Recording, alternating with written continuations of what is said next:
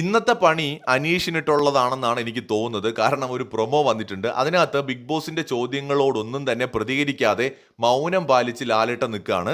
ഇത് അനീഷ് കഴിഞ്ഞ ടാസ്കിൽ ചെയ്തതിന് സമാനമായൊരു പ്രവൃത്തിയാണ്. അപ്പോൾ എനിക്ക് തോന്നുന്നു അനീഷിന് മിക്കവാറും ഇന്ന് പണി കിട്ടാനുള്ള എല്ലാ ചാൻസും കാണുന്നുണ്ട്. പക്ഷേ അനീഷിന്റെ ഗെയിം നമ്മൾ ഓഡിയൻസ് എടുക്കുന്ന പോലെ അല്ല ബിഗ് ബോസ് എടുക്കുന്നത്. സോ ബിഗ് ബോസിൻ്റെതായിട്ടുള്ള ഒരു ഗെയിമുണ്ട്, അവരുടേതായിട്ടുള്ള റൂൾസ് ഉണ്ട്.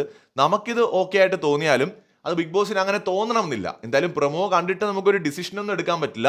എനിക്ക് തോന്നുന്നു അനീഷിന് പണി കിട്ടാനുള്ള ചാൻസ് ഉണ്ട് എന്ന്.